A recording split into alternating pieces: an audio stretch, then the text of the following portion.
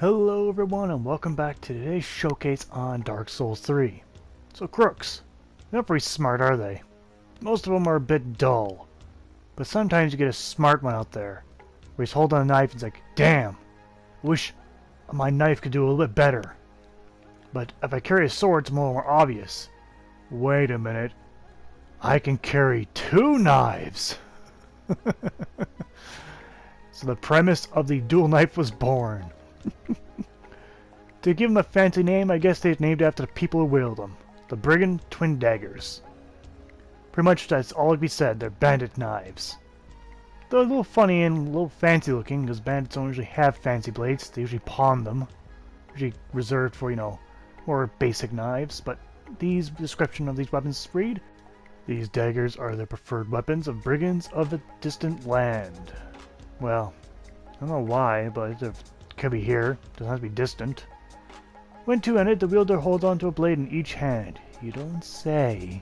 Allowing for the distant attacks, including left-handed moves. Skillful weapon is the quick step, which is kind of like shared across almost all daggers in the game. Instantly step behind or around the side of foes, especially effective when locked onto a target. So these weapons probably won't be set apart from any other dagger, just the only fact is we'll have two of them instead of one. Okay, visually, time for a bit of history. This weapon is, although strange, it's actually based on a real weapon. At least I like to think so, because it's very close. Anyway, I got the picture of the jinbinya, I believe. I probably mispronounced that, but the jinbinya is an Arabic term for dagger.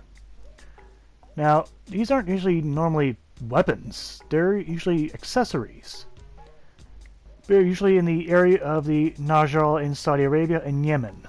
I'm going to butcher quite a few names, but typically the age of roughly a men of 14 or older wear it as an accessory on their clothing. Not really as a threatening piece, it's more of a ceremonial piece. For probably more formal dressing, but I cannot speak for that. I do not know enough for their culture.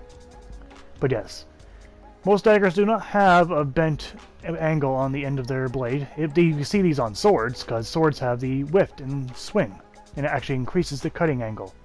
On a dagger, though, it is too short, actually, just to be effective. But yeah, it's very interesting, but I do have to question one thing on Dark Souls. Why is this called the Brigand's Dagger?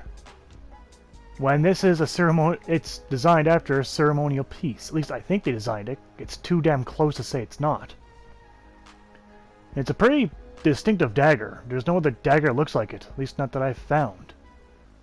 But yes, strange to call it a Brigand's Dagger, yet it's worn ceremonially on Arabs. Them Japs, huh? They're pretty racist. Maybe. Don't quote me on that. Looking on to the stats of the Brigand Twindaggers. Physically, well, we're not surprised that it's below average. They are a dagger and they are heavier in DPS compared to most daggers. And the bonus damage isn't particularly great either. But it is half the physical damage. That's not saying a whole lot. Critically, you've actually got a lot of critical on this. 125. The best in the game is 130, so that's just a step under that. So clearly, backstabbing, despite having two daggers. Too bad you can't do a double backstab. The true bonus for this weapon got 2 Ds. One for strength and one for dexterity, more or less on the dexterity end, no doubt. It's reflected in the attribute requirements. You need 10 strength and 18 dexterity to use the weapon. Not really that much in considering how much damage you probably output with all that backstabbing. Anyhow, moving on to the special, the quick step.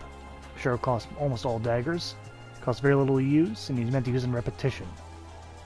The weight of the weapon is incredibly low, at 2.5 for dual weapons, is probably the lightest of all the dual weapons.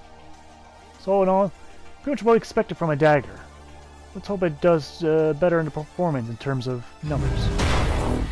Animations for this weapon. The basic attack is the basic dagger swing, no surprise there. Power attack is the heavy, more lungy moves, but still all belong from the basic daggers.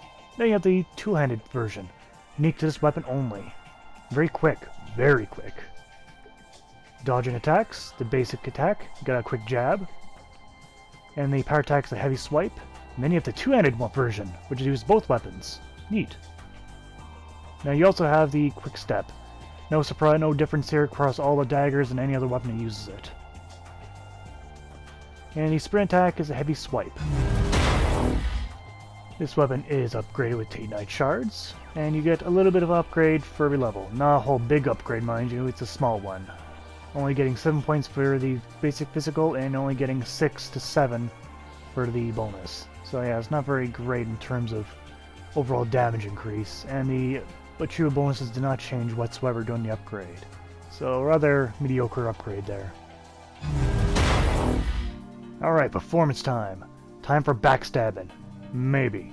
We'll see how we do with just twin daggers alone. But we'll get a backstab in on this guy. You can see there you got 440 damage. Pretty much expected with that, all that critical damage added there. Against the smaller guys, I pretty much easily cut right through them. The robes don't offer much protection. Especially against two-handed attack, they go down extremely quick. In terms of reach though, they're just as bad as any other dagger. Very short. Now, I doubt I can get through his shield, but I will at least try. My only hope is probably going to be the two-handed attack. So let's see, and as I figured, my daggers bounce right off. That's no good. Power attack bounces right off. I'll use a quick step, get behind him, and that's the end of that. This is the best way to take down a knight. Against the Gorgel though, I'm going to go straight DPS and hack him as quick as possible, though most of his animations usually keep him out of reach of a dagger. So I got to get him in between attacks. But luckily with the high DPS it didn't take very much. And luckily he could proc him and always counterattacking. Though it's a bit obnoxious trying to kill this thing with a dagger, it always is. But well, got the job done, just not very quickly. Against the Black Knight, prepare for backstabbing. Because that's all I'm going to be doing with this guy. I do not dare to use twin attacks, because he is not easily staggered by anything, unless I have a giant weapon. So I'll just use the quick step to my advantage, and get behind him and do backstabbing. So in the end, I don't think it really matters too much if you have two daggers. I don't think this weapon really sets itself apart from any other dagger, where other twin swords have good DPS. Daggers already had DPS to begin with, so this doesn't really add anything new, to be honest. Moving on to the pros and cons of the Brigand Twindaggers. Pros, you got the ultimate DPS pretty much with these weapons. I don't think any weapon gets higher in terms of DPS. They're incredibly quick and nimble. And backstab damage is pretty good for a dagger. Now on the con side, overall damage is low, no surprise with that. Really short reach. And almost pointless. You don't really need two daggers, because you're going to be focusing a lot on the backstabs. A single dagger will do this fine. For just carrying two daggers, you're giving up your offhand weapon, whether it be a parry dagger, a small shield, a big shield, or even spell like uses staffs, that sort of thing. So yes, that's a pretty big con in my book. Going to the score for the Brigand Twindaggers, damage gets 5 out of 10. It's a pretty low damage, but the DPS brings it back up, like any other dagger. Reach though, nothing can fix that, it's 2 out of 10. That is short reach. Animation gets 6 out of 10. It borrows a lot of the moves, all the basic moves from daggers, but at least has its own unique with the twin attacks. Both rolling, the basic animation, etc. Bonus gets 4 out of 10. It wasn't that great, but it was alright enough. Misc, though, is a 5 out of 10. It has excellent, accuracy with the actual weapon, but however, they get a few things wrong in terms of naming it. It's a real big iffy thing with me. Not to mention, the two daggers are kind of pointless, but oh well.